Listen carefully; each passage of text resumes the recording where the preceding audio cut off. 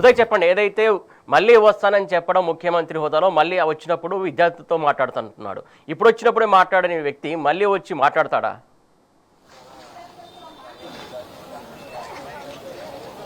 Yes Suresh, మీరన్నట్టుగానే నేను మళ్ళీ వచ్చి విద్యార్థితో మాట్లాడుతాను, మీ సమస్యలని పరిష్కరిస్తానని చెప్పేసి ఏదైతే సీఎం రేవంత్ రెడ్డి అన్నారో ఆ మాటలు మళ్ళీ పునరావృతం అవుతాయని చెప్పేసి విద్యార్థులు కూడా చెప్తున్న పరిస్థితి కనిపిస్తూ ఉంది. రాష్ట్రంలో నిరుద్యోగుల పరిస్థితి అగమ్య గోచరంగా కూడా మారిందని మనం చెప్పుకోవచ్చు. ఎందుకంటే నిరుద్యోగుల సమస్యల పట్ల ఇప్పటివరకు స్పందించిన సీఎం ఇప్పుడు మళ్ళీ వచ్చి విద్యార్థులతో మీ సమస్యలు ఏమైనా ఉంటే నేను పరిష్కరిస్తానని చెప్పేసి చెప్పడం విడ్డూరంగా ఉందని చెప్పేసి వారు చెప్తున్న పరిస్థితి కనిపిస్తూ ఉంది. మా సమస్యలు ఏవి, మా సమస్యలకు పట్టించుకోండి, మా సమస్యలను తీర్చండి అని చెప్పేసి ఇప్పటికే నిరుద్యోగులు అందరూ అటు అశోక్ నగర్ కావచ్చు, అటు ఉస్మానియా, ఇటు చిక్కడపల్లి లైబ్రరీ తదితర ప్రాంతాల్లో కూడా అనేక మంది నిరుద్యోగులు తమ ఉద్యోగాల కోసం కూడా నిరసన కార్యక్రమాలు, ధర్నాలు చేపడుతుంటే మాత్రం వారిని పట్టించుకోలేదు. కానీ ఉస్మానియా యూనివర్సిటీకి వచ్చి మాత్రం విద్యార్థులకు నేను అది చేస్తాను ఇది చేస్తానని మాట ఇవ్వడం చాలా హాస్యాస్పదంగా ఉందని చెప్పేసి వారు చెప్తున్న పరిస్థితి కనిపిస్తోంది. మరోపక్క మీకు చేయడానికి ఏమీ లేదు, మీరే ప్రయోజకులుగా మారాలి అని చెప్పేసి ఒక మాట ఇచ్చినప్పటికీ కూడా ఆ మాట కూడా కేవలం ఆయన ఉద్దేశించి మాట్లాడింది తప్ప విద్యార్థులను ఉద్దేశించి మాట్లాడింది కాదని చెప్పేసి అటు విద్యార్థులు చెప్తున్న పరిస్థితి కనిపిస్తూ ఉంది.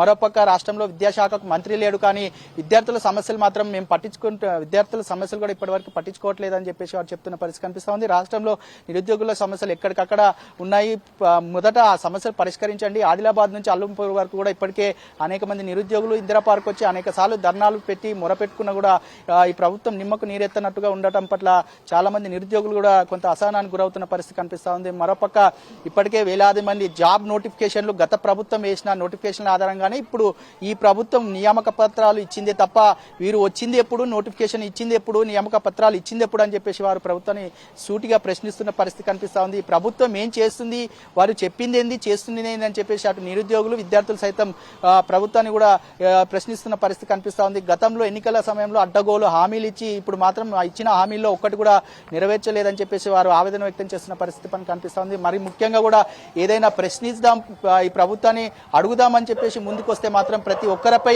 అక్రమ కేసులు బనాయిస్తూ పోలీస్ స్టేషన్ల చుట్టూ తిప్పిస్తున్నారే కానీ సమస్యలు మాత్రం పట్టించుకోవట్లేదని చెప్పేసి అటు నిరుద్యోగులు చెప్తున్న పరిస్థితి కనిపిస్తూ ఉంది.